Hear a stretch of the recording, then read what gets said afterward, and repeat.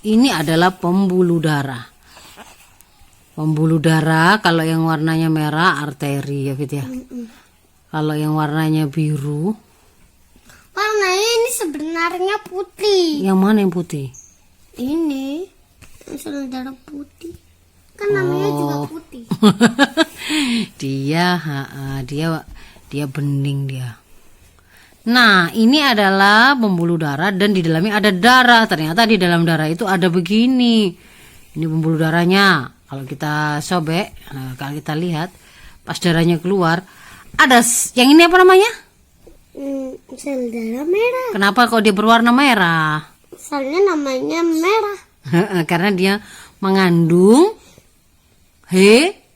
Hemoglobin. hemoglobin. Hemoglobin tugasnya ngapain sih? Untuk mengantarkan paket. Paketnya apa isinya? Isinya karbon dioksida atau oksigen. Nah, hemoglobin itu tugasnya mengikat oksigen. Kalau sudah habis dari seluruh tubuh, dia banyak membawa karbon dioksida, nanti ditukarkan lagi di paru-paru. Di bagian mana ada pertukaran oksigen dan karbon dioksida di paru-paru kita? Di bagian yang bernama, yang seperti anggur namanya? Alveolus. Alveolus, iya. Oke, jadi di dalam pembuluh darah ada, ternyata darah itu kalau dilihat dibesarkan kayak gini Fit. Ada cairannya. Ini kayak Awit pernah nggak lihat es dawet, pernah lihat nggak? Es dawet. Dawet cendol nggak pernah tahu ya, Es nggak pernah dawet itu beli. aku pernah lihat. Kan ada kuahnya. Es kacang hijau. Kalau es kacang hijau Awit tahu ya. Ada kuahnya, ada kacang hijaunya kan. Jadi darah kita itu ternyata bukan cuma air tok, meskipun waktu terluka kan kelihatannya kayak air tok basah ya. Itu ternyata ada gininya Fit. Ada airnya, ada kuahnya, terus ada kayak kacang hijaunya. Itu ada sel darah merah, ada sel darah putih, ada sel trombosit. Begitu ceritanya. Selesai ini? Ini nggak usah dicerangkan? Diterangkan. Pasukan sel darah putih yang luar biasa.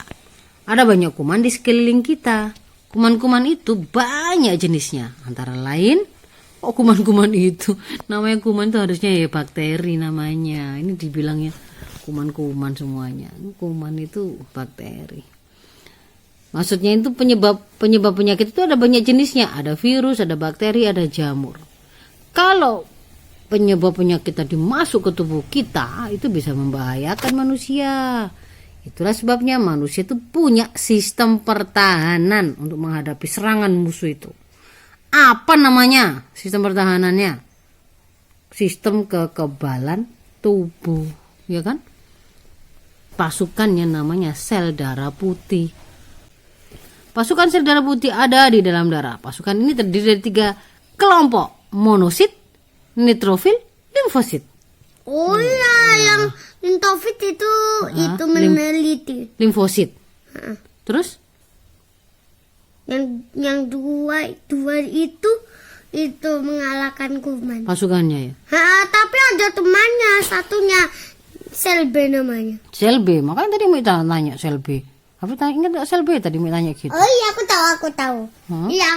Yang sel darah putih itu mengirimkan ke sel B, habis itu untuk mengalahkan kuman itu.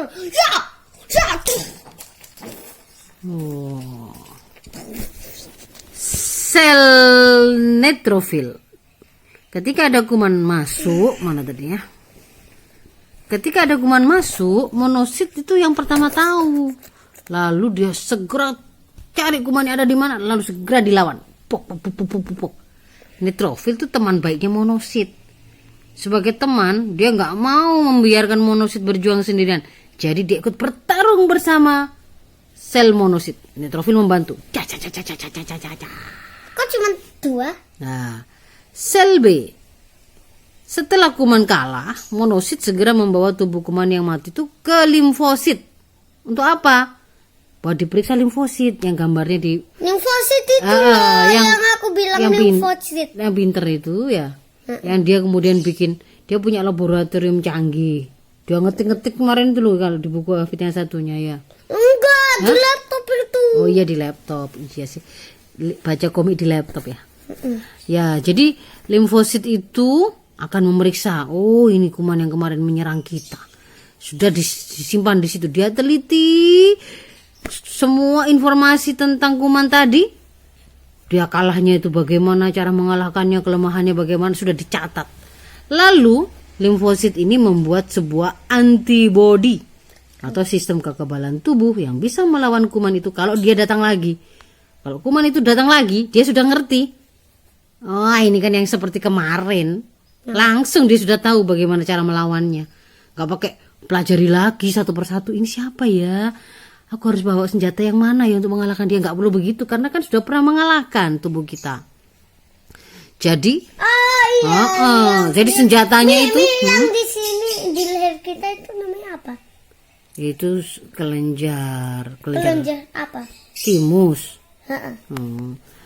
Ini sudah nggak membahas kelenjar timus dulu, nanti bingung yang dengar.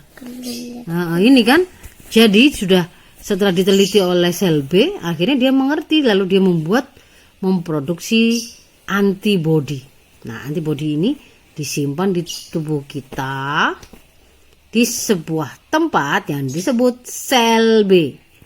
Kalau kuman itu datang lagi, tinggal sel B menembakkan senjata yang sudah disiapkan tadi, rudalnya, ciu, langsung kumannya tadi langsung akan dimatikan. Loh, cuma satu tembakan udah semuanya mati. Iya, karena dia sudah ngerti bagaimana cara mengalahkan. Sel B ini akan ditemani sel T. Sel T? Nah, temannya kalau ada sel B sama sel T itu dua-duanya itu adalah sel limfosit. Allah memberikan ujian untuk orang beriman. Setiap manusia akan diberi bermacam ujian, kesenangan, kesusahan, kekayaan, ataupun kemiskinan. Semuanya adalah ujian. Kayak sekarang ini namanya ada wabah apa namanya? Wabah. PPKM. Hah? PPKM. Wabah. Kenapa ada PPKM darurat? Kenapa? Karena ada apa ini sekarang? Corona. Ada corona, ada serangan corona. Ini bunyiku. Ya, sudah selesai ya? Oke.